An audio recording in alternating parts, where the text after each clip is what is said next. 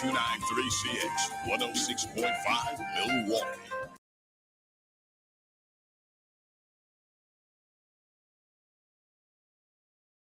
The Community Voice. I'm your host, Keith Parris. I want to thank everybody for joining us this morning. Good morning, Keon.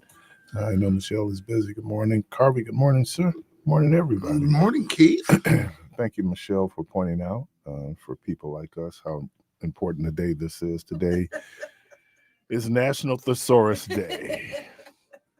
Oh, It's celebrated I in almost felt honor bad for him at of first. Peter Mark. Oh. What's that? Roget, right? Yeah. The author of Roget's Thesaurus. He was born on this day in 1779. The special day provides a chance to recognize the significance of the thesaurus and its practical utility as individuals nationwide unite to commemorate this holiday symbolizing knowledge and learning. Here's everything you need to know about National Thesaurus Day. Celebrated, why it's celebrated. Obviously, we celebrate knowledge. Let's see. How to celebrate National Thesaurus Day. One excellent way to honor this enlightening occasion is to expand your knowledge by delving into a thesaurus. Okay, cool. Let me pull up my thesaurus. So let me just ask this question because I am working, but I do have to ask this question. No, you don't. Your favorite word? That was going to be the question. Yeah. What is your favorite word? 414-4445. No, that's what I was going to do. Okay, because I'm just Great minds think alike. Because I mimic you often in my spare time when I want to amuse myself, and I think I know one of your favorite words. Okay. I have favorite words for Lakeisha. Okay. The Cookie brother, Deron, I have favorite words for him. Okay. Like I have favorite words for Lena. Okay. So like I can pretty much, if I say that word, I'm like Keisha, Keith, da da da. So what's my word? You teeter totter. Okay. Teeter totter. I like that one. Yeah, I like teeter totter.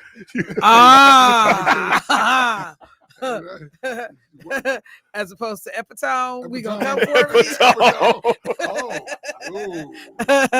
There's a couple up there I tried not to pronounce because I know I'm gonna talk to if people like epitome, epitome, y'all.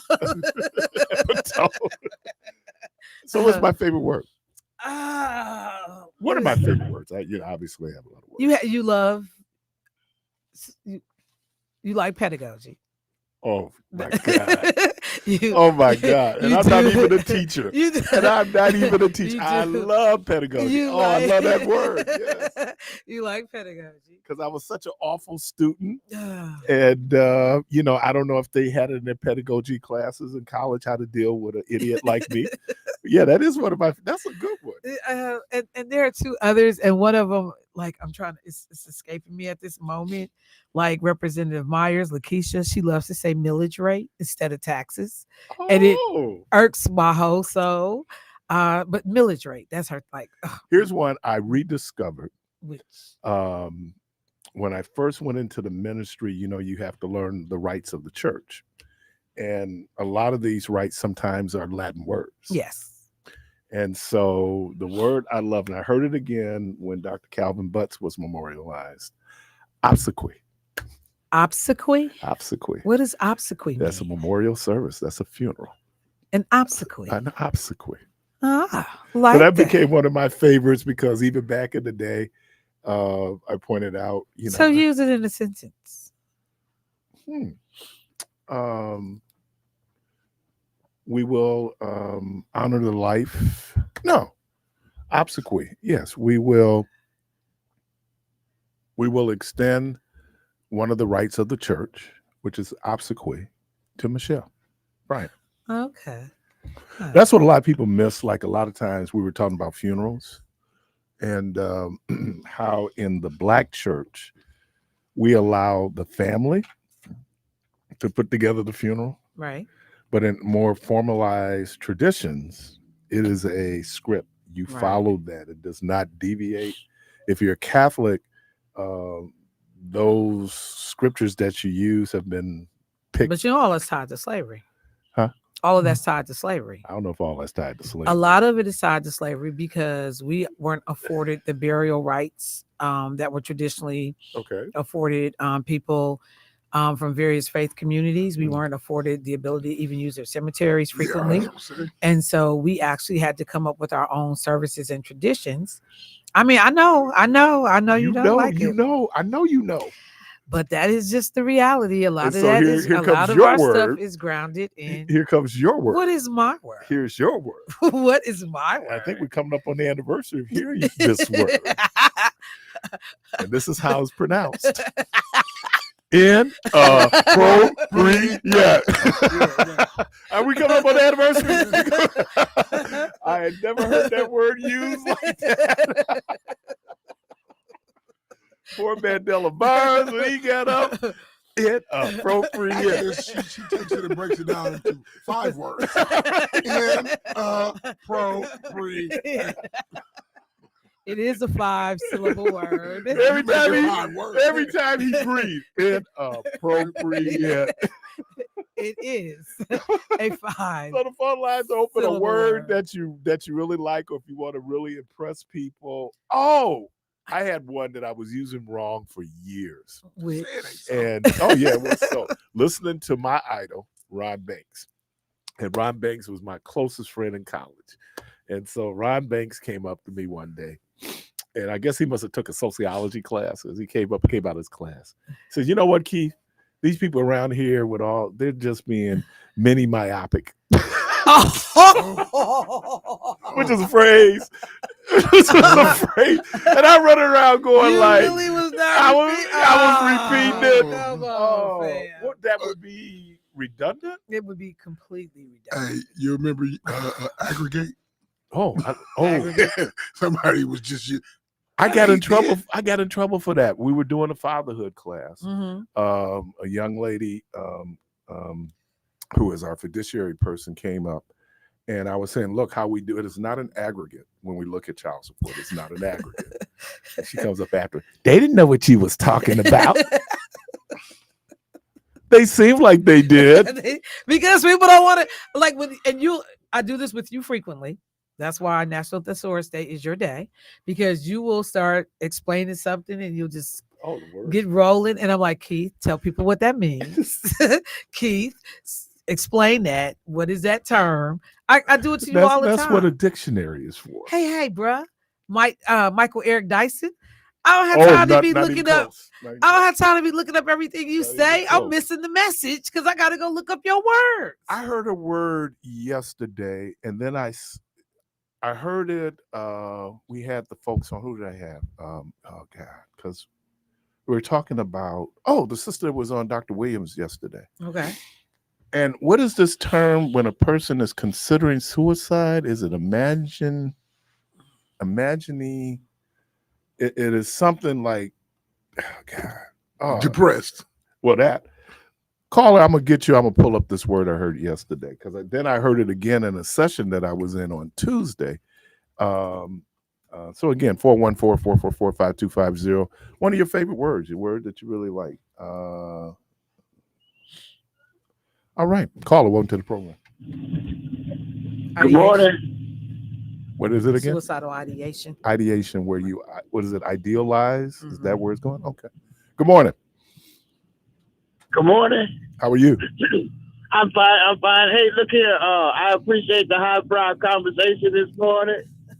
And it's very interesting. And I don't know you, Mr. Keith, and I don't know you, Miss Lady. But I do know Keon. I'm the brother that thought he missed your set a couple of weeks ago in yours. And Keon, I got a question for you. What's happening? Keon, I got a question for you. Yes, sir. Did I hear Michelle say that she have her self-abuse to be about Keith? Did I hear her say that this morning? The start of this segment? Yeah, she said her self-abuse involved Keith. Yes, she did. Run the tape back. Yes, she did. Run the tape back. Involves Keith. Look, don't go ahead and start your mess. She said when she want to punish herself, her self-abuse is acting like Keith. I remember that. We're gonna run back the tape. Call me, run it back. Don't come in here calling them with no not start no mess. Well, thank you for the report, brother. I didn't hear that. I don't know Keith, and I don't know Michelle, but I'm about to start some stuff. Michelle, can I see you in the kitchen for a minute? Can we run back here and rap for a minute? I gotta let you in the closet. So dirty. Step back here. Hey, they running this commercial about this. I won't say the name, but they running this commercial about cleaning your vents, and it makes me cringe every time because the man say we gonna clean your vents of detritus. He don't say detritus. He say detritus. It makes me cringe every time. Like who knows? Didn't they proofread this Negro? I mean, did they proofread this man? Somebody heard him say detritus. Look, that's not how you say it.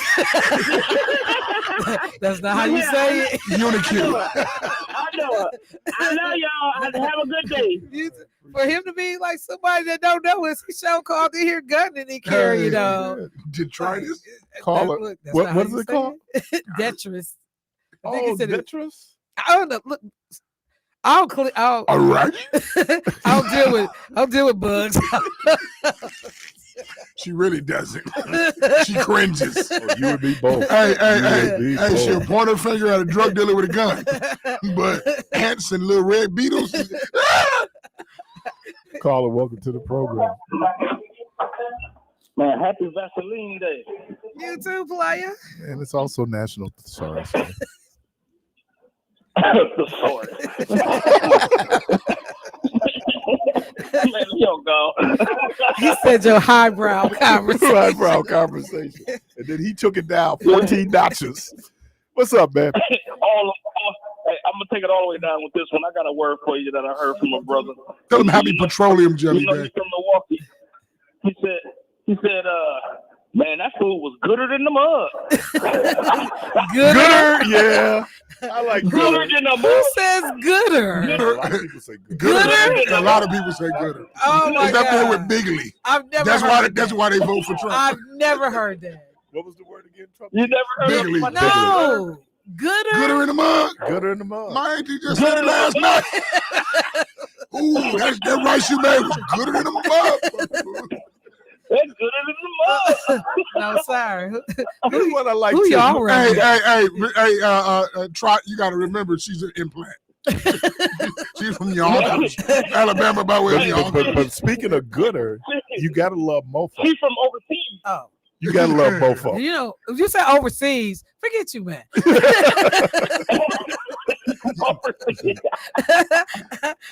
We ain't cool no more. Look, this ain't even my show. Wait. Bye. Wait, before you go, I seen that Facebook Live the other day. Girl, you had that do-rag on so perfect. It was not a real do-rag.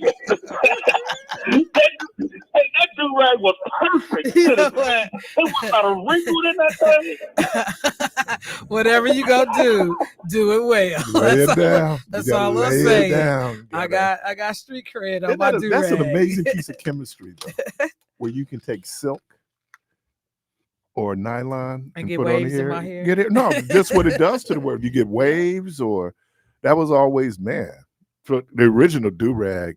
Well, back in the day, we had a term here. I know some of you old school Thursday. Some of you old school folks remember slangers back in the day. What is that? Slangers was they was coolish. I don't understand.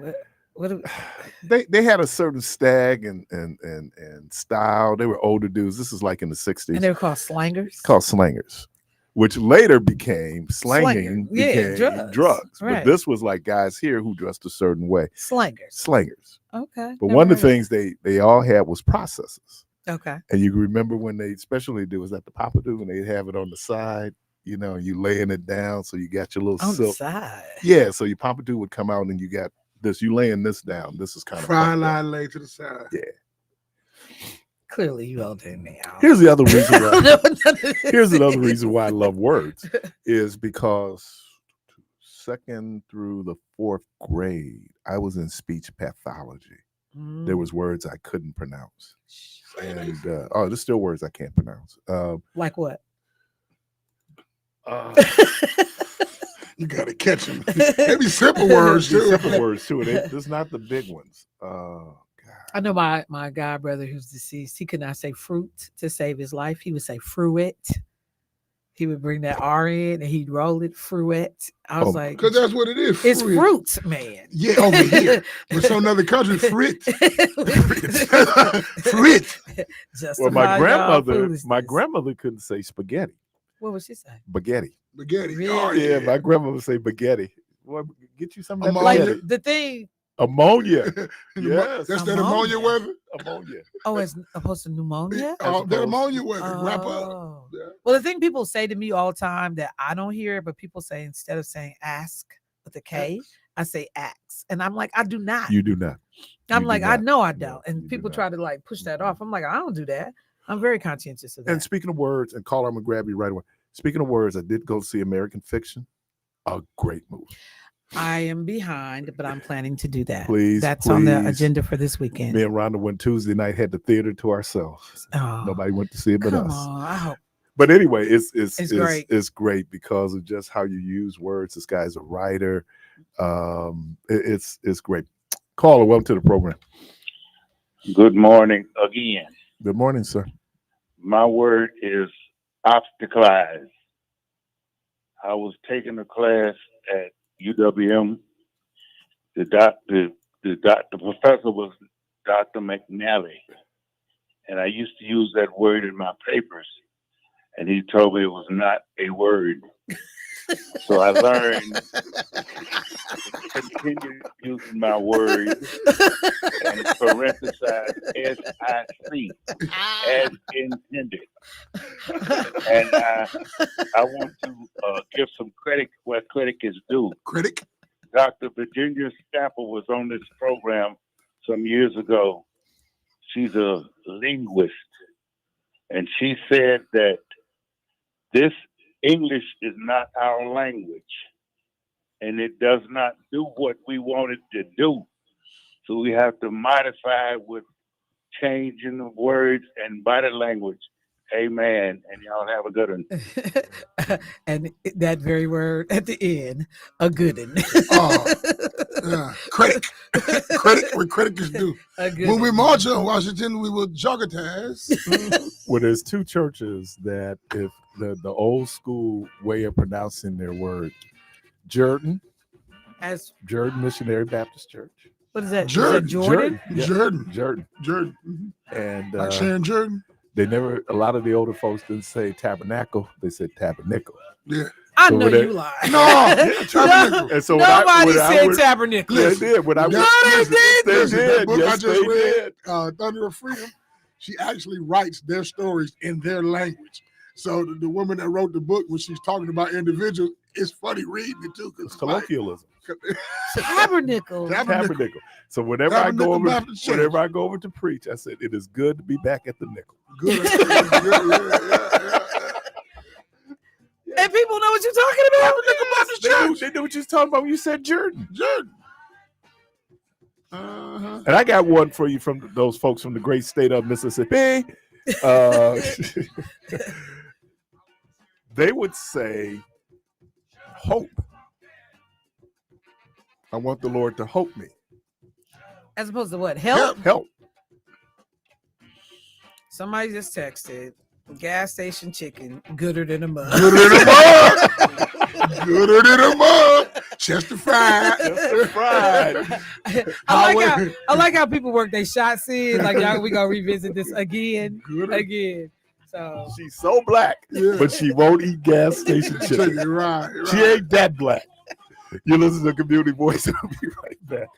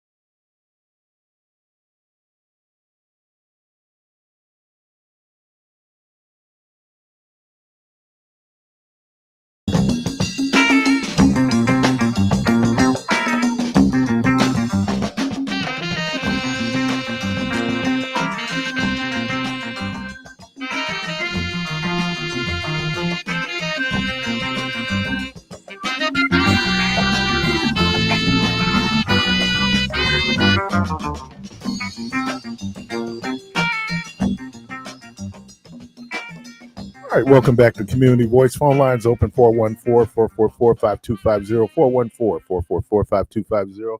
Today is National Thesaurus Day, and so a word that you like. It doesn't have to be a big word. It can just be a word that you like. And there's certain words out there that they're gooder than a mug. So Michelle and I was talking off air, and we came up with the word that I like. That I know you like. Okay. Pejorative. Pejorative. Yes. Every time you say it, I want to hit you with a I love that word. You haven't been using it as much lately, but that's your jam. You know what? And I think I'm more conscious of not I got another one. What? Aspersions. Well, I guess so. Yeah, I like aspersions. But let's do this. And it's interesting that we talked about how we can use words and how we just interchange words. Yeah. That that kind of comes and goes, and then and you're a writer, so it's hard not to be repetitive and redundant. Mm-hmm. If I use a word 2 sentences before I try to find another word to say the same thing, so it's just not. Yeah, we got like standing rules even in our office that you can't use the same words to transition from sentence and sentence unless it's the name of something. Right. But and people do it all the time and they don't appreciate it. And you know what drives me nuts? You know what grinds my gears? What old white man? What grinds your gears? That if I start a sentence, yes. Let's say I'm gonna the NAACP. The first time I use NAACP, it needs to be the National Association for the Advancement of Colored People, right? And then you put in parentheses NAACP. Now you can use it, right? A lot of people start right off with that, or start a sentence with an actual number. Like so literally spelling out 13. You do 13. And that's funny. We both use the same example, right? But yeah. There are some rules to writing, right? And you don't introduce an acronym before you introduce right, because people don't know what you're talking about. Exactly. And a lot of times, because those of us who are in bureaucracy, we use a lot of acronyms.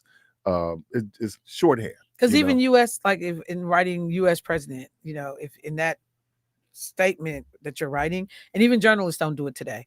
But the thing that's been killing me lately is folks that insist on putting the TH or the RD or the ST behind the number when you do the full date. Right. So if you write October 30, 2024, there is not supposed to be a TH behind the 30. But I am seeing it, and I've been seeing it in places I would not have expected to see. I did not know that.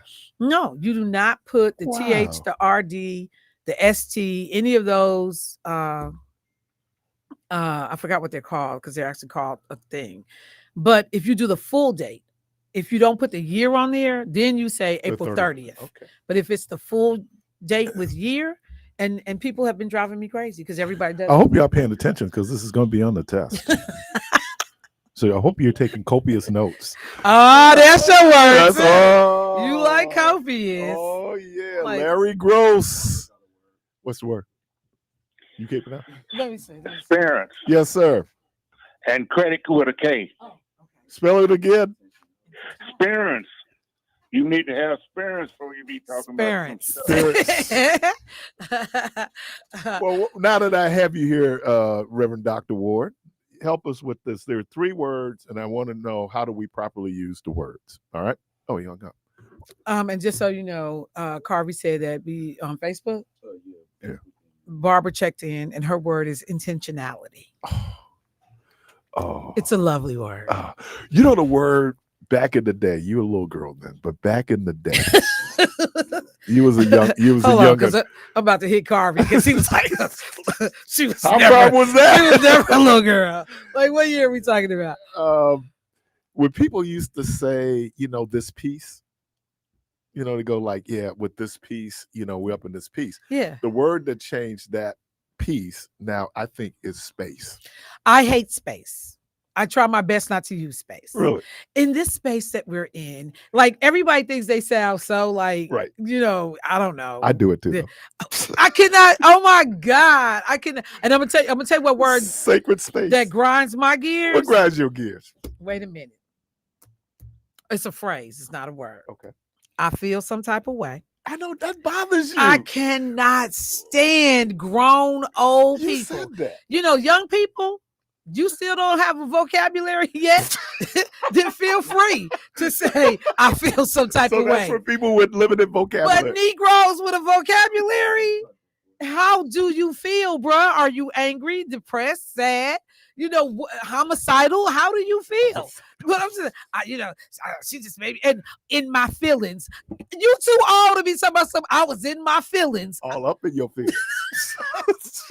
All up in your feelings. And then when people say, and these type of things, like they'll be trying to, Keith likes to wear Patagonia and has on a Michigan hat and those type of things. It's a phrasing that they use to say etc. And it is just horrid. Oh my God, I can't stand. How do you spell etc.? ECETERA, No, something like that. etc. It's no S. No, I didn't say S. It's It's CE, right? EC. I guess we should look it up. All right. So here's 3 words, and I would like to see how these 3 words are properly applied. Good morning, caller. You there? You were asking me a question. Yes, sir. Yeah, yes, sir. This is our little I'm ready. mini grammar test. Say again. Mini grammar test. Prescribe. Say that again. Prescribe. What about it? You want the PER or the PRO? Prescribe. What is it? What do I do when I prescribe? You put a circle around something you said or wrote. Okay. Prescribe. That's the root word. Prescription. Of course. Okay. So you would then it'd be a cure. Prescription means to write before. Right. You're going to write the situation. All right. Ascribe. You're going to pertain something to something. Excellent. There you go. Ascribe to greatness. I got ascribe, prescribed. There's another scribe. Can I say something Subscribe. in the middle of this? Subscribe is to take in, right? Mm-hmm. Like a subscription. Yeah. Okay. All right. Or I subscribe to a certain belief. Or a certain belief. Right. Ascribe means I will attach that to something, right? Yes. All right. Go on, bro. War. I was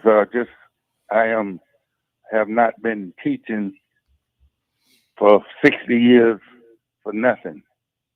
When I was in high school, another guy and myself, we used to, every time we see each other, we would come up with some new words.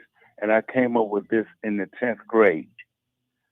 Due to the overwhelming malfunctioning on the parts of too many people in this operation, and despite the encumbering obstacles so prevalent at this present muffin time, you can attach anything to that. And you will be using a lot of big words appropriately. Okay. Yeah, it's not the size of the word. It's the real power of the word. I was telling them, Michelle, Rhonda bought me a book on how to use grammar more effectively. And it was really surprising because this guy does not believe that it's the size of the word, it's the impact of the word that you can have. So a small word can have enormous impact, right? I give you a word, peace. Very small word, but peace. Love. Yeah. Joy. These are small words. The way the person says the word is very powerful, much more powerful than all the other stuff you're talking about.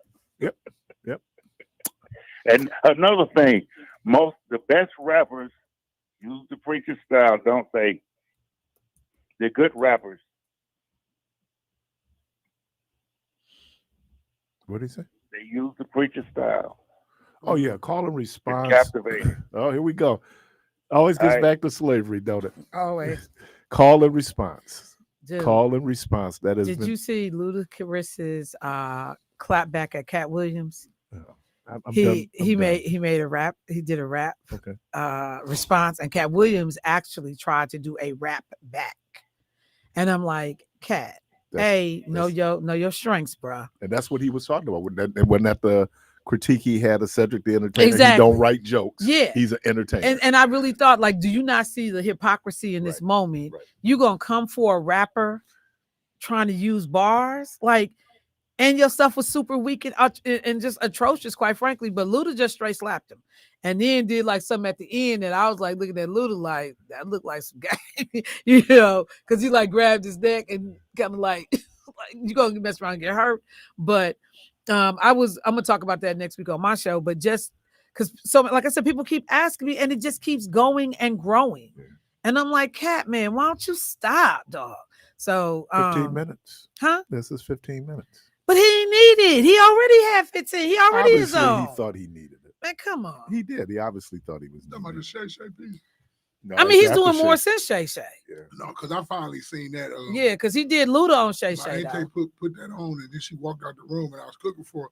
And I just saw him responding to, a lot of stuff. No, he was just saying. bringing up stuff on his own. Just some yeah, dirt but- he was just kicking for no reason. Like Aaron Rodgers saying Jimmy Kimmel gonna be in the Epstein video, or Epstein you books. said, I mean, it seemed like folks were saying things about him, like he said, the cat that ain't never did drugs. I remember all the rumors and all. But he lying though. He did do drugs. There's people that already said he did. He smoked He weed. done said he did. So I Because just he was the first person. no, No, he never he did never hard drugs. But the majority of them ain't never did hard drugs. Most of them ain't never did crack. So it's like, dude, you don't get no award for that. But I just don't understand, like this, like why you just feel like you need to air He's everybody bitter. out. He's hurt. It's obvious. He talk about people so nasty. Right. It's like, He's come bitter and on, he's hurt. fam. Something, please. Say that again, bro. I don't want to say this. It's too much on social media where everybody is trying to tear anybody down that has a little status, and they're trying to gain something on that. That is pitiful. And these beefs. I mean, like, man, dude, y'all entertainers. Y'all ain't gangsters. Y'all trying to make it sound like Tupac found out he wasn't a real gangster. He found out real quick. He was perpetrating. And what I mean by perpetrating is that he What? Yeah, he was. He didn't come up that. I mean, Pac he didn't come up like that. I stopped listening to Pac once he got with Suge now. And I said it when he got out of jail. He became was not a totally different person. gangster, but he certainly had experienced a lot of the stuff that he rapped about. I'm not. That's a That different wasn't point. that. And he and, Now, I'm and not. I I'm don't not talking think about that- his rapping. I'm talking but about I'm his just whole saying, persona. I don't think And that wasn't him. neither was it Biggie. I mean, it ain't a whole bunch of cats. But Biggie was never flexing. Biggie like, mama was a school teacher. He was middle class. right. Biggie didn't come from struggle. He wasn't flexing Pac was like different kind of flex. Pac was when he was flexing at Def. Look, that boy been living on his own in abandoned apartment buildings since he was in the 10th grade. He had a hard upcoming, but that's But different and than so people I don't out know there what he did. doing the life. We don't know what he did. Biggie just Biggie put in work. I was a Biggie sold some drugs Yeah, on the but that's what I'm corner. saying. He He put in didn't some put work. no on work that point, in. I was a Tupac fan. I was a cat talking about Tupac when we didn't know how to pronounce his name. Tupac. You know what I'm saying? The first album. And then, after a while, when he got out of jail, I remember rolling down Buford Highway when they dropped that Take Money. And I was like, what is he doing? Because I saw the East Coast, West Coast beef when he wasn't even involved. Right. He went backwards. He went from conscious to foolishness. Right. Because he got bailed out and that's the crew he was rolling with and he was angry and he was hurt. And I had an argument with Cuz on the porch. Are you a Pac hater? I said, man, listen, Pac is the cat Pops told us not to hang with. He's become that. He went backwards. I said, I give him 6 months to live. He was dead in 6 weeks. Yeah, You know what I'm saying? and that's how that and happened. folks and sometimes we do. We He was knowledgeable though. He was way wiser Oh, than his man. actions became Yeah. because he was rolling with a squad and he walked into that East Coast, West Coast beef. And he had no business there. The officer, he would have got out of jail, but he got bailed out, felt loyalty to the cat that, bailed him out. And that's what happened. We see where dude at right now, too. who was a paper gangster. Well, I ain't gonna say that. I mean, Well, he was. I know his ass was crying up in jail. I don't know. You was up in there with him? No, I just with your heard pants rumors. sagging? No, I don't be sagging. Oh, I was just wondering. No. I'm just saying, do gangsters cry? No, I'm gonna tell you though, Suge Monster Cody said that. I know doves cry, but do gangsters So cry? listen, when Suge went to jail, Monster Cody did an interview with him for The Source. And he said, I thought this cat was going to be blase. And he ain't nothing like the cat he been talking. I'm talking about Suge, though. You know what's crazy? I had one. You know how you had those dreams where you coming out. If you remember your dream, that means you're not in deep sleep, right? And I had one this morning where I had to go to jail. You're not in deep sleep. How about you just attached to the other realm? No, you're not. You're coming out of deep sleep, and so if you remember your dream, that means you're coming out of deep sleep. If you're in deep sleep, you don't remember your dreams. So I'm out. I'm going to jail, and I'm telling you, man, I felt, and I'm never having to go and do a real bit. I felt some things like, dude, I'm talking 5 years. I got 5 years for assault and battery. So I'm like, man, that disturbed me, man. Yeah. I'm not built. I'm not built for prison. Now there's some dudes out there that's better built for prison. I mean, you got to assimilate. Have y'all heard about how Suge Knight was so powerful and fierce, and how Master P handles what you call him? Yeah, Master P handled him quietly. Yeah, somebody told him, "Look, we ain't Vanilla Ice. We ain't Vanilla Ice." You know them Southern boys. No, you heard this dude up here, man. I'm going like, dude, you a blood, and you crying in jail? They might take their stuff back. I don't know if you get a membership card, but they might be asking for it. So do gangsters cry? That's what I'm asking. Do gangsters cry? Yeah, they're having 4G. I know doves cry. Gangsters cry. All right, bro, boy. Yeah, I do. A lot of people do that, where you take on these personas, but that ain't real you. You ever been to a gangster's funeral? Yeah, they cry. What you talking about? Okay. But was they crying in jail? You're supposed to cry. You're supposed to cry at Bruh Man's funeral. Men cry in the dark. You never know. Yeah, I don't know. I'm sorry, what happens in the dark? Men cry in the dark. Michael Baisden. I was listening to these sisters talking about how I want a sensitive man. Nuh-uh. Go on with that. See? Take your Ralph Tresvant. Ralph Tresvant behind on over there. I said the only time you cry in front of that woman, your mama better die. You better not be sitting up here watching. Cry when you ask me watching to marry boys you. in the head. Watching when boys. You tell me you love me. Ain't nobody gonna be crying because I'm gonna be crying after I marry you. But just crying for crying's sake. And here's another one. Go on with that. Here's another one. Sir. And it's been a while.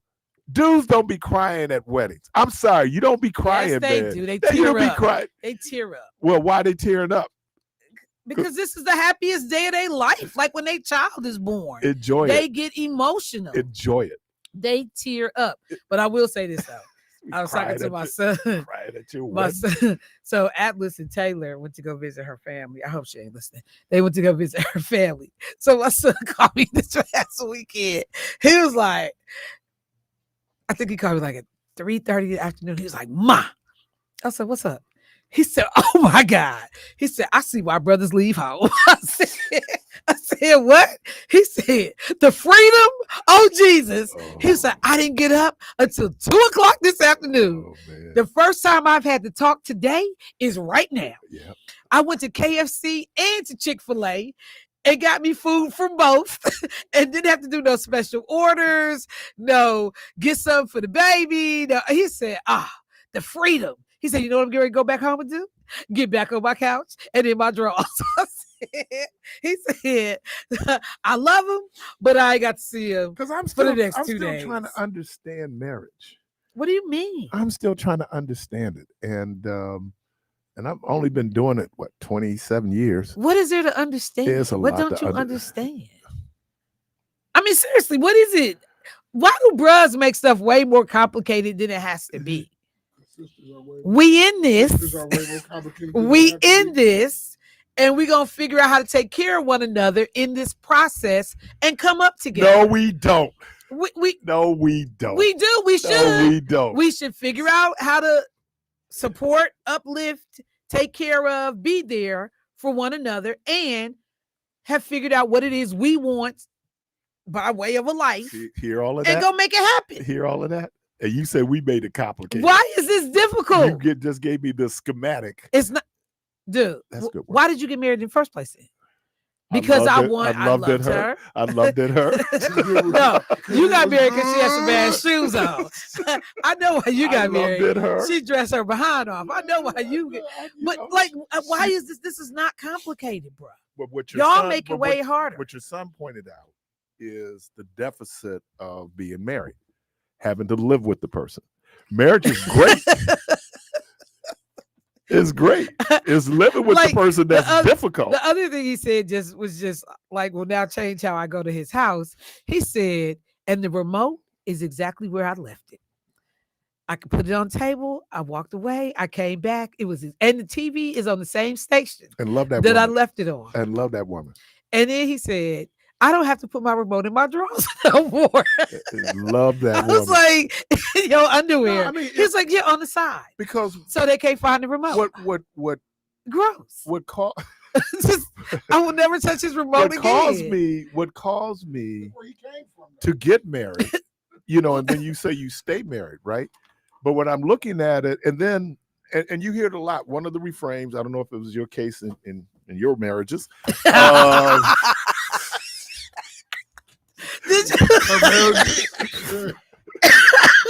I can't help because more than one person loved me. Don't get mad at me. Can I do the parenthetical? More than one brother wanted me to be their wife. Like, how can you hate on that more than one brother wanted me to be their wife? So let's real talk. I'm just saying. The difficulty that you two had was living together.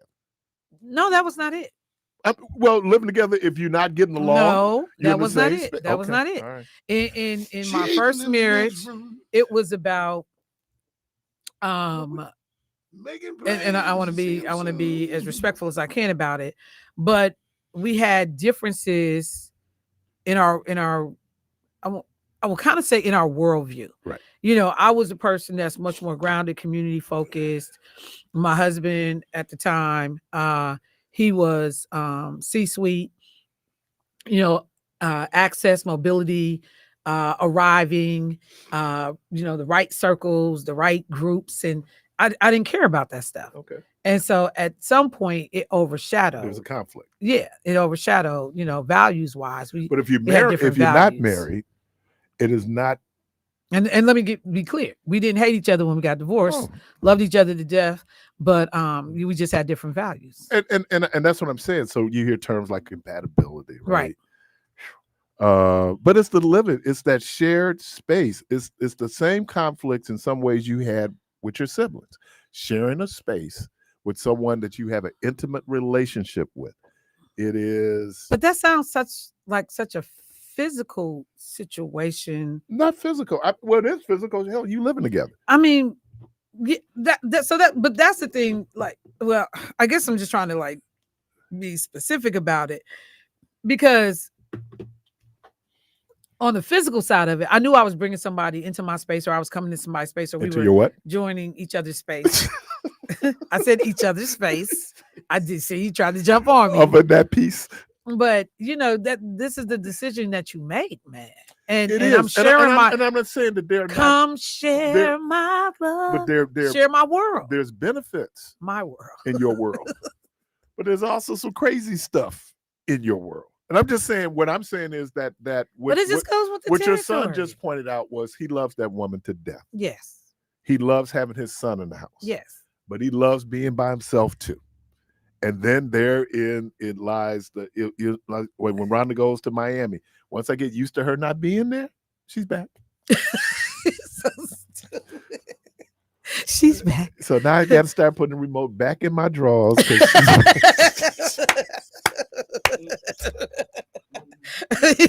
You got Carly over here like, oh, is that where the remote should go? Man. That's how you keep up with the remote. Oh man, it'd be like literally. It is. And that's and I don't know, we did there's a great book. This book is over 30 years old. I would suggest anyone who's thinking about getting married, I think it's still a reprint called Jump in the Broom. Oh yeah. And one of the things they do is like this compatibility test that you do. It is. Right. And we just kind of, our love, sometimes your love ain't strong enough to overcome your incompatibilities. And that was one thing that me and my first husband, we used to talk about, and we had to just, and I appreciated the maturity of how we ended the marriage, but we had got to a point when we realized that love is just not enough because our values are just different. I was just way more community oriented. And my husband's like, look, all this charity work and we giving all come on now. No, he wasn't with it. So no, and I think that love was not enough to sustain think that's that. fair, but then we also, like I said, and if everybody got theirs, who've been married a long time, got it down, write the book. But I'm telling you, long-term relationships. It's always work. Marriages, and Rhonda used to say that. It's work. I used to dismiss it. She said relationships is work. Yeah. No, relationships are fun. No, relationships they can be fun. But it's it's just like anything. Where did all the fun go? Relationships are work. Your faith is work. To stay in line with whatever the mission is. Pastor? I'm just saying. Pastor? You got to work at, staying on the right and track. I think in the long haul, it works. You benefit. I mean, and the thing, and I tell people there's a difference between you living with somebody and being married, because when you're living with somebody, you can leave. I'm married to her. But the bad part, though, I can leave. But see, I'm taking 50%. I was gonna say, but even that has changed now because people always have an exit plan before they even go down the aisle or go up at the courthouse. I'm not saying you better have one. I'm just saying people always in the back of their mind they got an exit plan, and it's just like when you get into this marriage, you realize like I'm in this. I'm like, for real. I took the vow seriously. I don't have I can leave and go right now. When you do that, I think the other thing that for people who. And I cheer it. They stay together and make sure the kids are okay. Right. So there is a lot, but and I'm just being kind of honest. I'm being honest. That it is that there are days, and then other days you go like, this was the best decision I made in my life. Totally. But then other days, especially them days when you sick and somebody in there helping and waiting on you, child. Oh yeah. And somebody come to check on you. Like I tell you, like a number of brothers I had conversations with. I'm like, so I like your little lifestyle you leading right now, but there's gonna come a moment. That's the difference now. When ain't nobody checking on you, fam. The difference at this age. When you young, you wasn't worried about. I think about my brother. My brother is single, right? And when I was talking to my brother, and I talk to him every day, and I was talking to him, and I could hear because I'm used to talking to him every day. Something's not right. I kept go to the hospital. He wouldn't. I literally had to send my son, who lives 45 minutes from my brother, to go to that house. And then he ended up pulling my brother out of the house, taking him to the hospital, found out this boy is having this heart attack. And I was just like, I thought about him just being a single man at home alone. And you literally could have laid on that couch and died. So I'm not saying go find you a woman so you won't lay on the couch and die. But it's something to be said did you hear that, about having that men who are coupled, they live longer. Yeah. They live longer. So. Yeah. And I'm just saying. I don't know why. I don't know how, but they do. Call into the program. Get married, Keon. Good morning. Good morning, Michelle. Good morning, Keith. Good morning, Keon. Good morning. I just wanted to find out from you, Socratic kings and queens, whether or not you watch my favorite reality show, Married at First Sight. I wish I would. I wish I would. Hilarious. Yeah, it is. I saw one. It's crazy. It's crazy. The concept alone is so appalling to me that I wish I would. But you know what? Real talk. There are a lot of people. There are couples that about a third or maybe a quarter of the couples have stayed together and got kids and everything. And when it works, it works. Yeah. But the disasters are why I love this show. And why these people end up not making it. Myself, I've been asked to marry twice, was engaged once, never married, never regretted it. But my children, I was lucky enough to raise 2 kids that have successful marriages. And I know that it's work. And that's what, for me, the reason I never married is because I just never got to that point where I wanted to put in that kind of work. And you know what? And appreciate that level of honesty. No, it's true. Because a lot of people, you feel the pressure, that And society has a vested interest in marriage because it's there for children, right?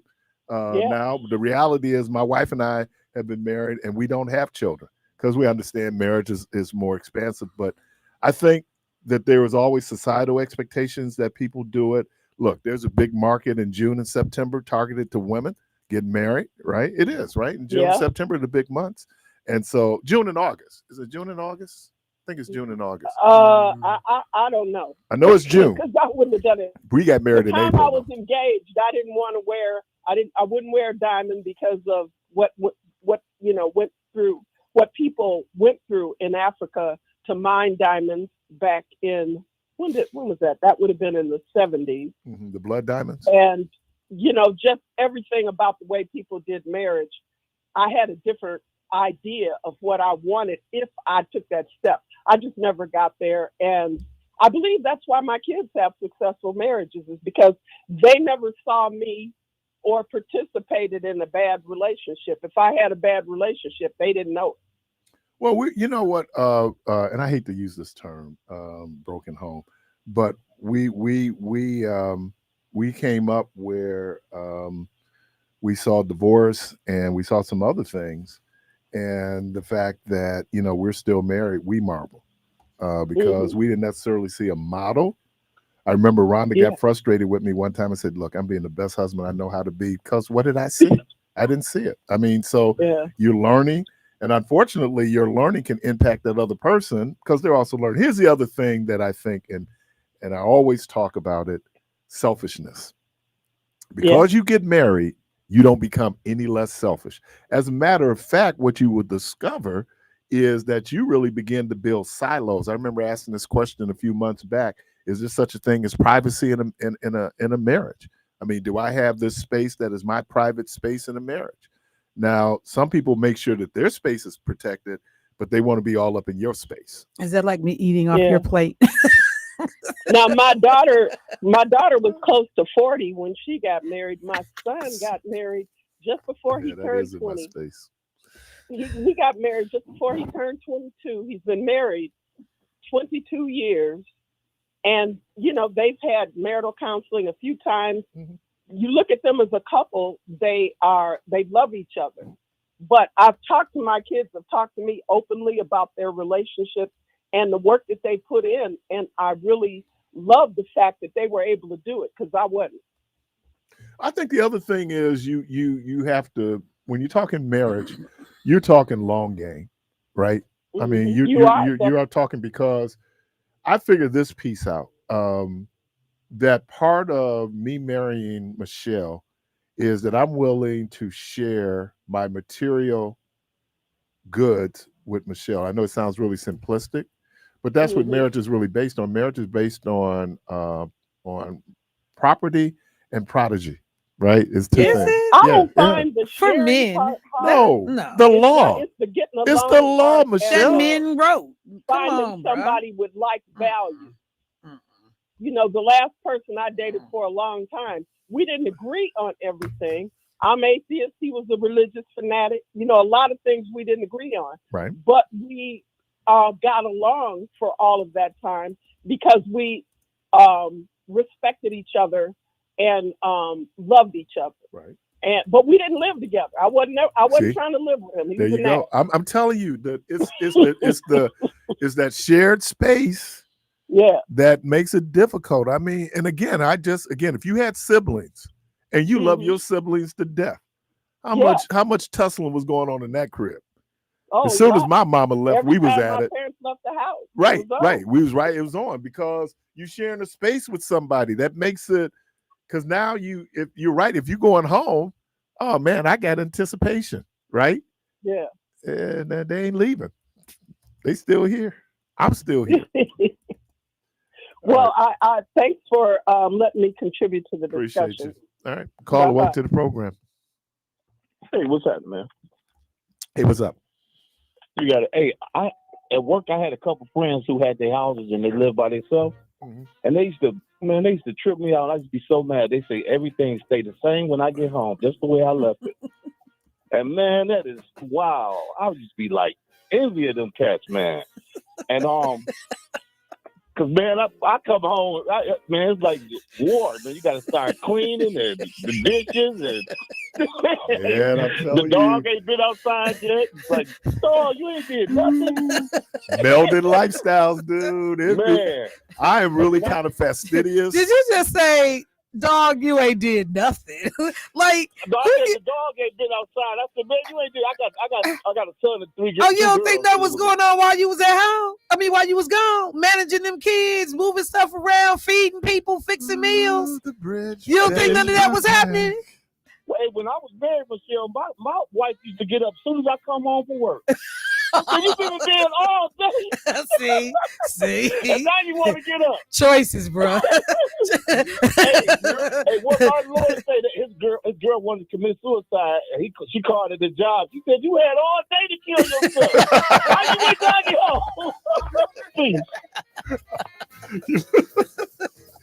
Yeah, why you waiting to now? You had all day. That's so sad. You listen to Community Voice. We're going to take a break. We'll be right back.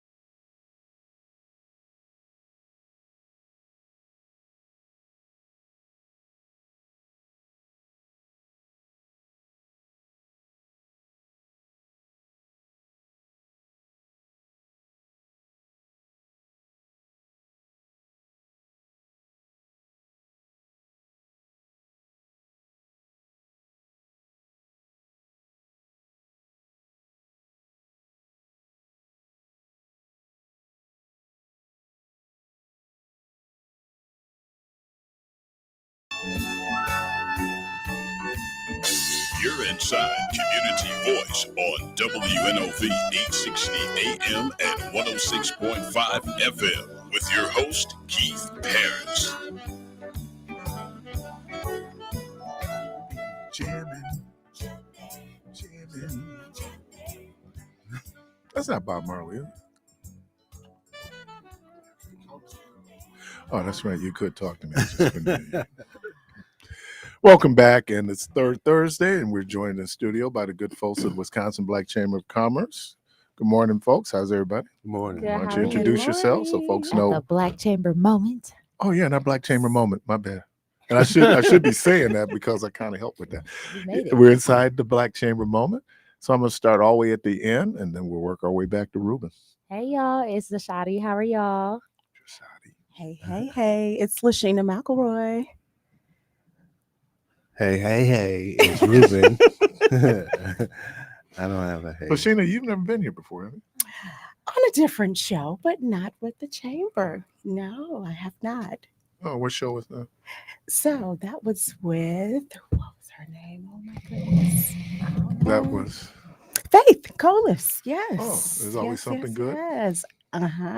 Yes. Absolutely. Well, Happy New Year to you all. Happy New I thought I'd seen you all. I haven't Happy seen you since the MLK beginning of the Day. year. No, I guess I don't haven't. think so. No. Well, Happy New Year. It's only the 18th, so Right. Yeah. So how's everybody? Doing we're good, Blessed. man. Yes. We're Absolutely. good. Trying to keep the momentum going, keep the work going, keep people engaged. Not let people, because somehow we tend to celebrate holidays as if I don't know. I don't like taking time off. I just like to keep working. So Really? all this holidays and days off and people not at work, it's like for me, for the work that we have to do in our community, for me, it's just we don't have time for all What of happens when you get worn I down? was gonna say in the name of mental health, I rebuke that. that. Well, so I think it's different when you get up and you do what you love every day. So I do it. I get to do what I love every day. So I don't really see what I do as work. And so when I'm But you're a CEO, man. There's pressures. There are things that you have to concern yourself with. I would think that could take a toll on you in terms of your mental stress. well, I've aged. You don't In the say. last, I'm 2 years older than I was 2 years ago, so I have aged. But other than that, I don't really see what I do. I just don't see it as work. Okay, that's fair. It's Third Thursday. You already know what time it is. So we will be having our first Third Thursday of the year. We will be at Turning Tables over there across the street from the Pfizer. Yes. We will be there from 5 to 9 p.m. And we will have our first pitch competition. We did have 3 people win last year. So those winners were Empowering Wealth Financial Coaching, Body by God Wellness, and Moda Head Wraps. So those were the winners for last year. Ruben, do you want to explain the new rules for the pitch competition this year? Yes, we do have new rules. You have new rules. Well, The old ones weren't good enough. no, well, they were good enough, but you can always improve. So this is pitch competition 2.0. And so now you can actually register from 5 o'clock to 5:15 to pitch. We do a lottery. So once you register, you get a ticket. Your ticket goes into the bucket, and everybody that registers between 5 o'clock and 5:15. Once we start the pitch competition, we draw to see who will actually get a chance to pitch. Wow. So app audio could randomly be. You sure could. Every time. We talk about, you're doing the pitch contest, right? And it does a couple of things. Well, it does one thing is it exposure for these businesses? The ideas, yeah. Yeah, because in some cases they're not businesses yet, they're just ideas that people have. And they're trying to, promote those ideas. Sometimes people never had feedback for their ideas as well, or even had an opportunity to pre-pitch People don't understand how to pitch or what you have to say when you pitch. So having that little test run before you go out in the real world is nice for them as well. So when you said it helps if I have to go to a lending institution, right? Almost this elevator speech beyond what I give them, but my ability to be able to give a synopsis of what it is that I want to do. The details are obviously in my document, but a lot of times that's the big sell right there, right? Beyond what they might, obviously those numbers become important, but how you are able to sell that product that you're trying to sell. Or service. Yeah. And America now being a consumer convenience economy, there is, what would you say, a need, or how would you describe the business climate now? The business climate as far as Black businesses, business startups? I think that most of our success is built around the fact that we're paying attention. These businesses want to know that somebody's paying attention and that we're willing to at least help them move in the right direction. After you've gone from place to place to place to place, and all people have is, well wishes, it's almost like thoughts and prayers after a shooting, right? It's like we need to change the way we're doing things.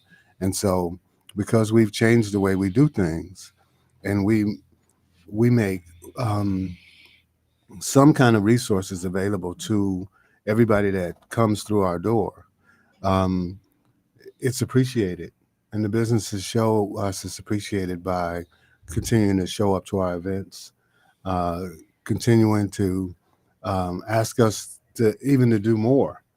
And we want to do more. And so our goal going forward is to just continue to pay attention to the businesses, all the different businesses, all the different help that they need, and make sure that what they're doing is foundational as we help them move forward. I started binge watching The Bear. I don't know if anybody's seen that, but So I thought they got a lot of awards. yeah, I think but it talks about this. It's a business piece in terms of people putting together a high-end restaurant. They went from basically a place where you go and get hot beef in Chicago. The guy who was there was a master chef, and so now he wants to transition. And they did something real interesting, was that not only did they have the high end of the restaurant, they still had a to-go window that people come up and get the original sandwich. But what I was amazed at was watching the level of organization that one needs to run a kitchen. And then how that extends to the whole customer service piece. People are not waiting, that kind of thing. So I know you all do a lot with restaurants. Miss Liaison herself. That's your... That is my lane with the chamber. So, hey, everybody. I'm Lashina McElroy, who is the liaison, chairwoman, chair lady, the hostess with the mostest when it comes to restaurants. So, that is why I am here to share a little bit about that program that we, excuse me, have initiated through the Wisconsin Black Chamber of Commerce. So, this quarter, we have a new set of restaurants that we are working with, in addition to the other ones from cohort 1 and 2. But the new ones that are joining us, round of applause, drum roll, woo, we have Delicious Bites on the ticket. Driving my engineer crazy. I'm so sorry. You're good. Okay. We have Delicious Bites. We have Tropic MKE.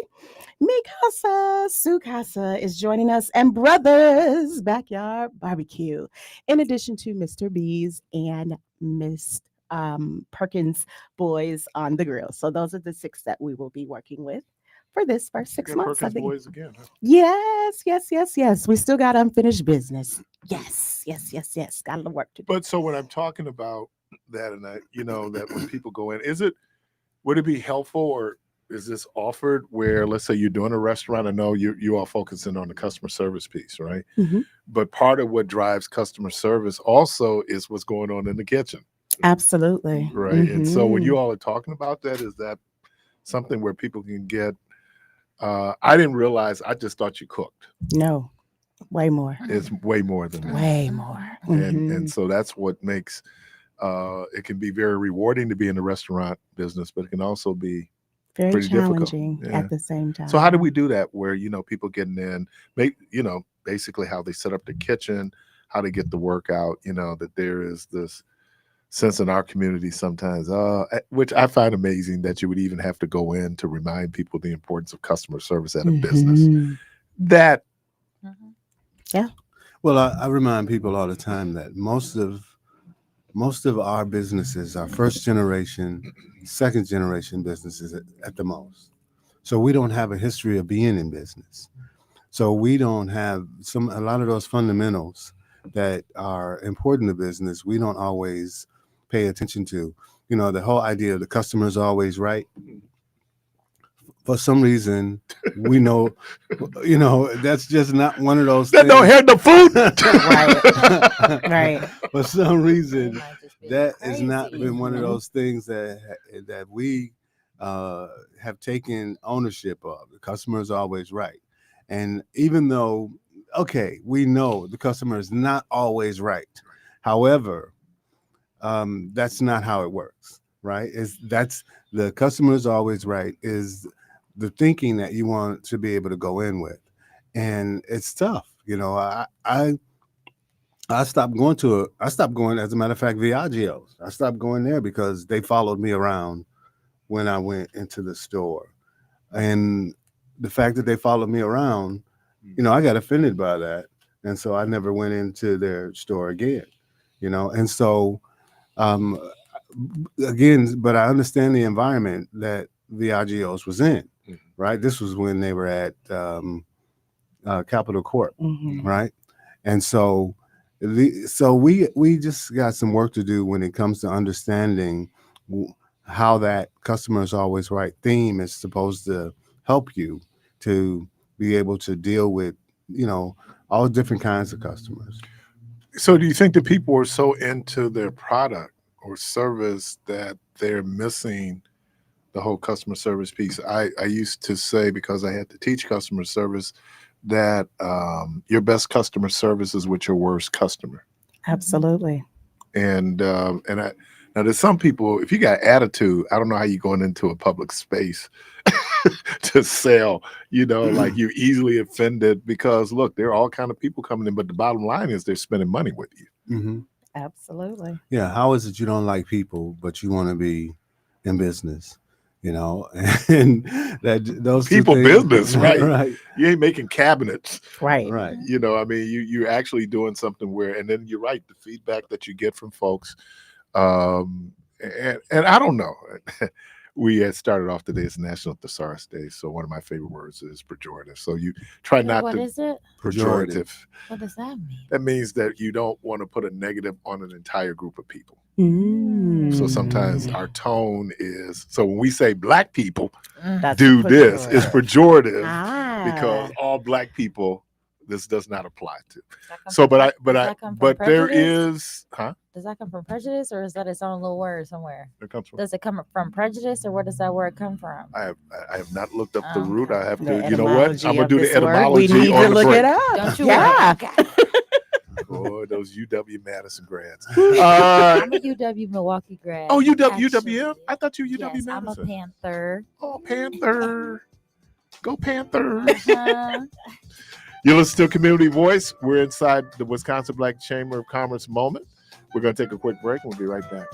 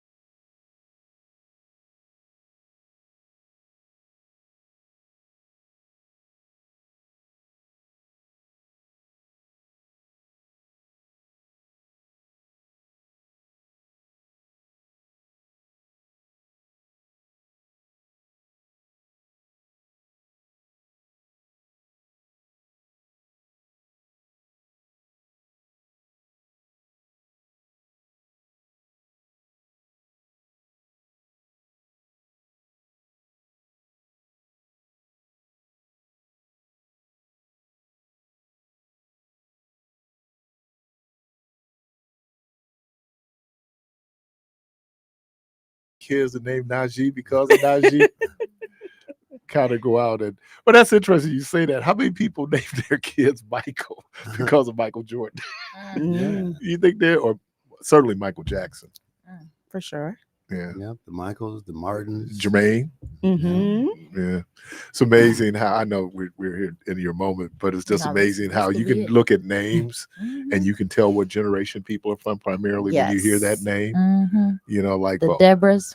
Yeah. What generation you put Deborah in? Back there.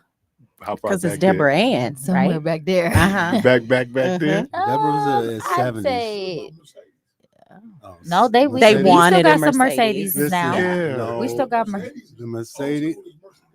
Oh, That's true. No.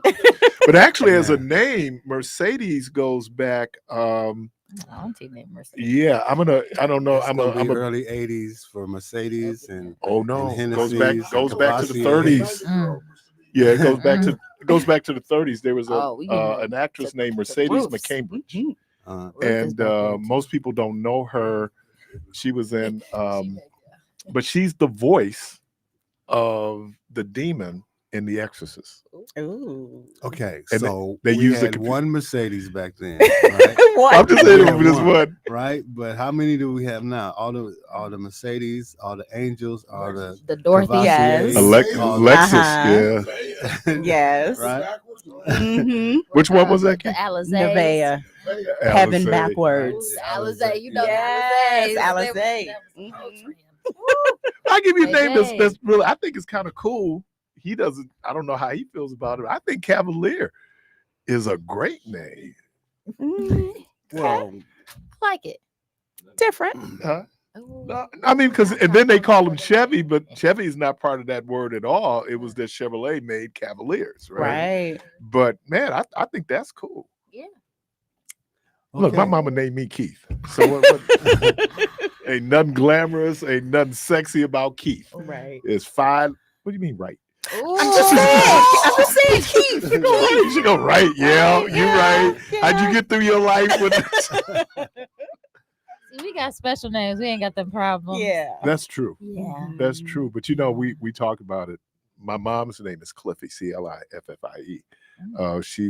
It was That's another one that's a combination of my Uncle Cliff and my Aunt Willie.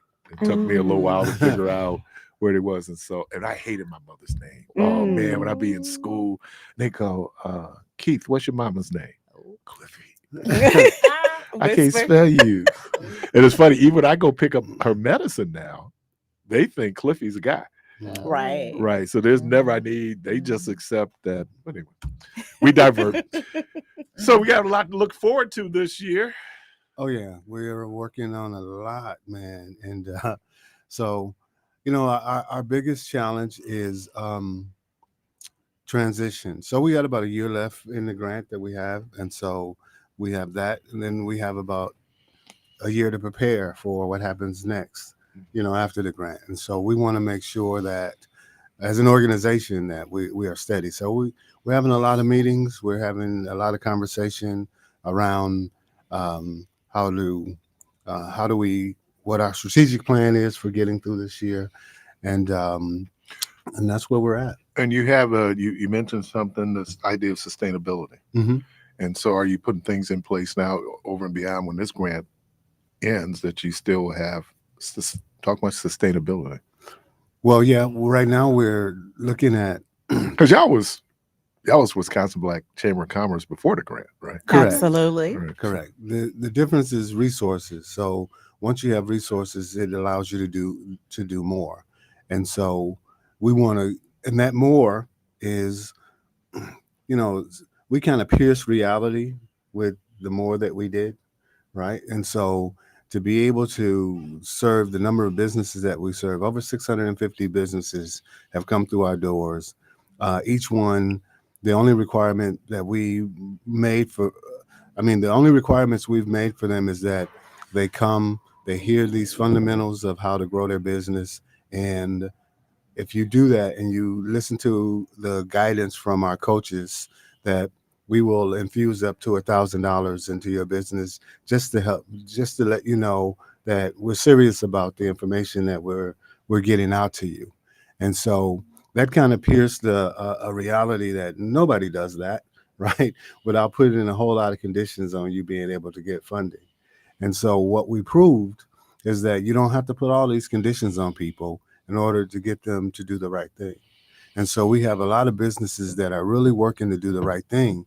It's just that it takes time to see, it takes time to see that result, and we're excited about that from several standpoints. So on one hand, we're transitioning our building to a family entertainment center, and then on the other hand, we're trying to make sure that the services that we provide to businesses, we can continue to do that beyond, the grant, and that we're able to show not only the political, the the politicians who often just talk a good game, as well as organizations um, that pinch funding off here and there for things in the community, that you can do a lot more than what a lot of our organizations and a lot of our politicians are doing, because they're making it more complicated than it actually is. Why do you think they're making it complicated? In some cases, they haven't. It's leadership.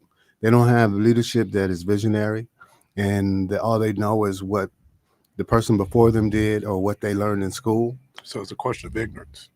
Well, I think it's also a question of equity versus equality. No, but well, yeah, but I'm saying the ignorance piece in terms of not knowing the full value of what this is for whatever reason. I don't even think.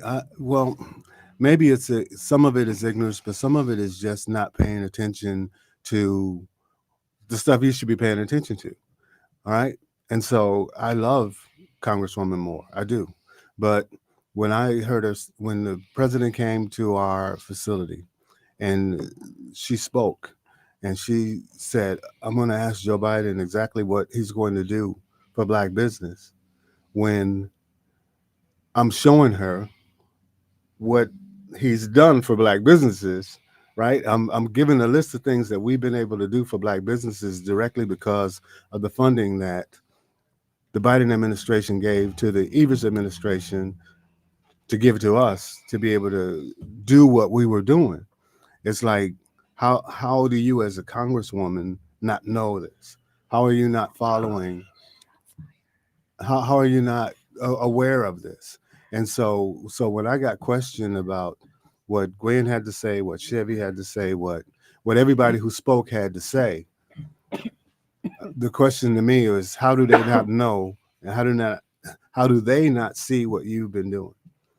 And so some of it is sometimes just paying attention to what's going on in your own community, what's going on with the successes that are taking place in your community. And that's what, and again, that's what I mentioned the last time that we were here, is that people want to know what are the results that you're getting from the resources that were given to you. And those are the questions that should be being asked to all the Black business leadership in this city, because the Evers administration put millions of dollars into this community for economic development. And again, one of the things that the president's team said to me, the reason that we came to the Wisconsin Black Chamber is because you're doing with the money what we wanted everybody to do with the money, right? And so it's not that complicated, and so to try to make it seem like it's all complicated and, somewhere there's a degree involved or somewhere there's this involved or that involved. No, you trust the people that you claim to represent. So if I say I represent Black businesses, then I have to be able to trust those Black businesses with resources. Mm-hmm. And that's where the argument is right now. It's like, who's trusting these businesses with the resources? And we're just not handing money out. Just drive by, and you don't even got to stop. Just pull up and we'll just hand you a check out the window if you say you're in business. That's not what we're doing. Throwing a little pigeon at you with a check. Right. We're actually sitting these businesses down and we're saying, okay, listen, let's look at your personal credit. Let's look at your business credit. Let's look at the financials in your business so that you understand how you get access to capital. It just doesn't fall out of the sky.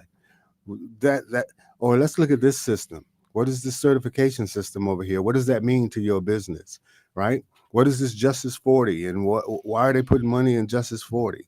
What are these opportunity zones about? Well, all of these different things that are going on where they're putting this money and where they're staging this money, you got a community of businesses that don't have a clue as to what this stuff means or how to get access to it. And all we do is we spend 8 hours in our boot camp explaining to the folks these. We give them the,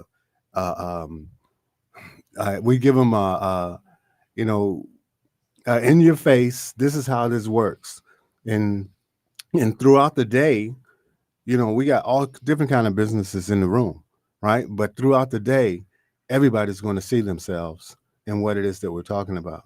So they might not see themselves when we talk about business startup, and they might not see themselves when we talk about personal credit, but they might see themselves when we talk about business credit, or they might see themselves when we talk about opportunity zones, or when we talk about starting a nonprofit. All the different things that we talk about when we talk about civil rights law and the responsibility that the majority has to the minority, all of these different things, and how this, a lot of this stuff is tied to voting, and so understanding, knowing why it's important to know who your alderman is, who your county supervisor is, who all of these people are that are a part of this ecosystem that is economic development. That's what we give people, and we give them in a compressed manner. Take this home and then unzip it when you get home. But this is where you need to have your head if you really want to be in business.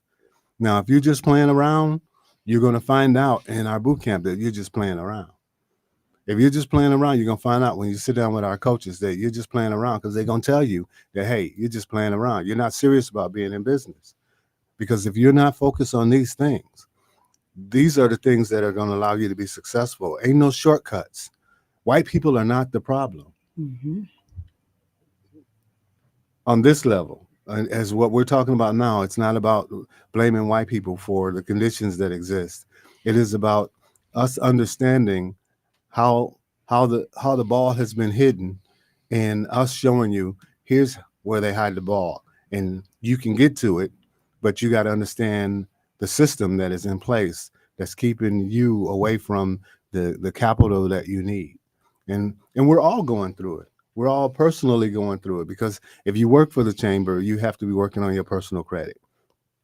If you work for the chamber, you have a business, you have to be working on your personal credit and your business credit. Facts. Right? And so we don't just bring people in and talk to them about stuff that we're not doing ourselves. And even as an organization, for us to grow, we have to make sure that the organization's credit is being worked on. We have to make sure that the leadership of the organization's credit is being worked on. We have to make sure that our revenue team and our finance team are on the same page. And again, these are things that we work on every day. It's not one of those things, well, we're only going to work on it on Tuesdays. We work on this stuff every day. And then that's this. And so when you come to our boot camp and you get in that room with me and the rest of the team, you understand the genuineness of everybody who comes to speak to the people that attend our boot camp. First of all of them had to go through the boot camp in order to even be there to speak. And the genuineness that everybody has and the concern that everybody has to make sure that these businesses understand that we care and we're not just here because we don't have anything better to do, is beginning to sink in. And more of our business organizations need to use that approach. And I think if more of our business organizations use that approach, you would see that that ecosystem that we're working to build. You'll see it grow. It'll be more present in the community. Child, what to say after that? Ruben has summed it up. Yes, he has. I just like our boot camp because it shows people that there's other businesses that are willing to help you understand what you need to do in business. Because for so long, there's been like a competitive mindset in business, especially when it comes to Black-owned businesses Yes. against Black-owned businesses in your own industry. and understanding that the person next to you, although they may have a similar product, it's not your product. Right. And although you may have similar audiences, you don't have the same audience. So it's not necessarily a competition. It's just where do you fit in the market, and is what you're doing needed in the market? And if it's needed, then how can you do it successfully? And a lot of times our community doesn't even know where to start or where to understand or where to look for or whose hand to hold. And they turn to their friends and family who have done things in business in the past and don't realize that that's not the right way of doing business. That's just the way to survive. So the fact that we have an opportunity to teach businesses the proper way of business, what other ethnicities are doing in business to be successful, I think it's a real asset for our community as well. Absolutely. And for me, going through the boot camp, it was definitely eye-opening. Like Ruben said, we all had to sit there and go through the boot camps ourselves initially. Because again, we're not going to talk about things that we don't know anything about. And that's the motto.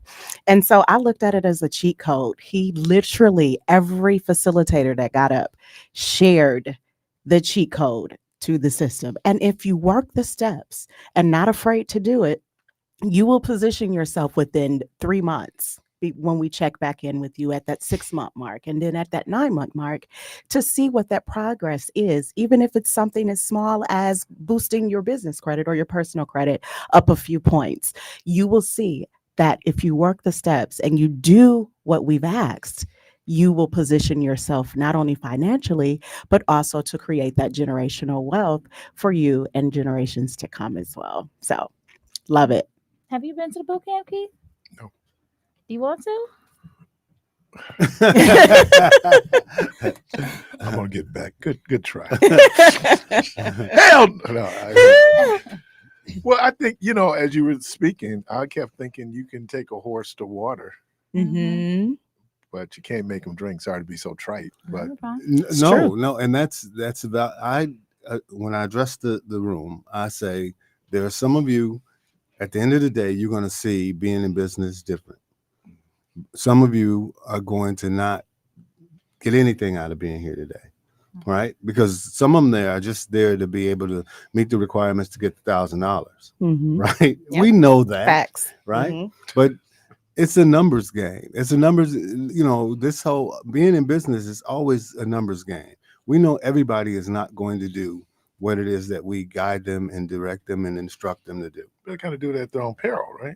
Yeah, but that's the if 100% of the people who come in are going to be successful, right? Then if it's that easy, right, for 100%, we already know that the numbers say that there's going to be at least a percentage of the people that come in there, and then some of the ones that follow, they might follow for 6 months to a year and then decide, I really don't want to do this, right?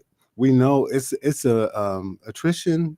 Is that what they call it? It's an attrition rate in business in general. There are people who go into business, and once they're in business, they decide, you know what, I really don't want to do this. I want to do something else, Or circumstances that you don't control. Right. And so like the city decided or the state decided to redo the street in front of your business when you first open your business. Right. It just, and if you haven't established a following, it's going to impact. A few years ago, I went up to Foxes and Hounds, and they were doing construction on I think that's 167, going up towards Holy Hill. Man, I've been there once, and I'll never go again. Greatest fish fry. That fish fry is the money. But we were surprised when we got there. The place was packed, even though it was difficult to get there, because they had already established, a clientele that comes in. Other people I've seen, folks. It seems like as soon as that black business opened, the city decided, we need to do these streets. Now I don't know if it's timing, coincidence that it happens that way. Was it 411 back in the day down on Wisconsin Avenue? 411 and 311. 311. And as soon as they got in, the city was doing the streets in front of them. No, they had been there a while before the city did the streets, but that was with Eric. all of that, all of the construction and when construction is going to take place is on the city's website. Right. So if you're opening a business and you can check all of this stuff before you decide, hey, I'm going to open in June, and you see that in July, the city's going to start that working on that street, then more than likely you should rethink what you're getting ready to do. But if you've already signed a lease, you're not gonna, you're paying for the space whether you're in the space or not. And again, that's why having somebody to coach you, having somebody to help you understand that, hey, if you open a business on this corner, there's no parking for your patrons to come and use your service. Because I keep seeing businesses open in certain places where there's no parking. And the number of people that you need to come through the door and spend money, you only got 4 parking spaces. And your staff is taking those up. Right. And so now what? And if you miss the turn, people got to go 6 blocks to come all the way back around. And people don't want to go through all of that. Right. I just saw, and this had nothing to do with them. They've been there. The deli, they're on Walnut, 17th and Walnut. Right. Where they did mitigation right in front of. So it took their parking. Yeah. I mean, and so now what do you do? I mean, people... And then, people are going to go, do they really want to go through all those changes just to get a sandwich? Which is kind of unfortunate because they just have a great menu there. Yeah, and they've been there for a few years. Oh, yeah. Well, I was still a county employee when they started there. But to see now, that's going to impact their business. Right. I mean, when I saw it, like, man, you got the mitigation right in front of the place? Where can they? It was tough to park anyway. Initially, right. Yeah, so... Yeah, so those are things out there that, and so I hope that people, I guess I'll have to take my butt down there. Yeah, but those are the kind of challenges that our businesses face. And then when we try to, like the deli and a couple of other places where in the past we've gone and like you try to talk to the owner, but the owner's in the kitchen. So then you try to say, okay, well, when is a good time to come back? They can't tell you. Right. Oh, well, when do you have office hours? What do you mean office hours? Right. So when, it's like, even if you're trying to advise or trying to engage them in marketing or trying to get, it becomes a very difficult process that we go through even now, even with our commitment to improving customer service in Black restaurants, right? So we committed $100,000 to improve customer service in Black restaurants. And even some of those Black restaurants that benefit from this program, some of them are still like on the slow on the uptake. And it's like, come on, get those fingerprints off the door, right? Level your tables, right? Make sure that your staff is friendly and inviting as people come into the area. Let your staff walk around wiping off stuff. Even if they don't have nothing to do, go wipe something, right? Let the people see that you care about the environment that you are serving people in, right? And so there's so much sitting around that it's kind of it's kind of like whatever, and we got to get people out of that mindset, and we got to get people to understand that it's showtime. Once the door is open, it's showtime, and it's time for you to perform for all the people that come through the door. Yes, absolutely. That's why I think I know you guys are busy, you don't have time, but on Hulu, watch The Bear. Because everybody talked about, and I watched it, but what I was amazed at what you just described. And this is a high-end restaurant. Okay, so we're not talking like, Keith's joint. This is, and so people are spending a significant amount of money for these dishes. And so when folks come in, and we're past the point, we're in the 21st century. Black businesses are competing with all other businesses because Black folks have access to all other businesses. Now, you want to make the argument you should support Black business, then you should give me good service. Absolutely. You should give me a good product based on what you're able to do. Yes. Right? This should have been here, certainly when Will was living, and the Perkins, when they were here, people talked about how they made you feel. Yes, that's the important. food was good, but the vibe was even better. Yes, absolutely. You're listening to Community Voice. We're up to the last break of the program. We're inside of the Wisconsin Black Chamber of Commerce moment. We're going to take a quick break. We'll be right back.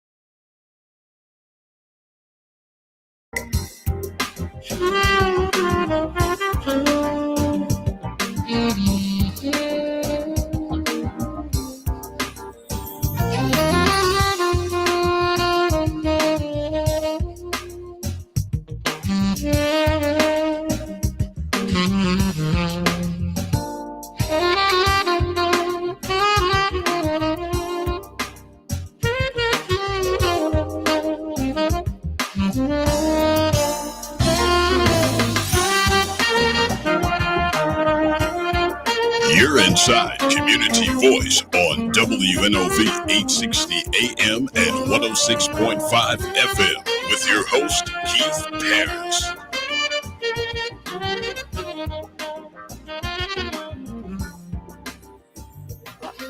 All right, welcome back to Community Voice. Is that a caller? Caller, welcome to the program. Hi, yeah. Keith. Hey, what's happening? I kind of missed the question this morning. Hold on, let me get you. Turn your radio down. Yeah, I got it. Yeah, I kind of missed the question this morning about situation with the deli shop. Can you kind of refresh me on that a little bit? Say that again. I kind of missed the question about the deli shop this morning. No, we were talking about how they did traffic mitigation in front of the business. and it's impacting their ability for people to park and easily get into the building. That's what we're talking about. Yes. Hi. I'm the uncle of Bria Grant. Uh-huh.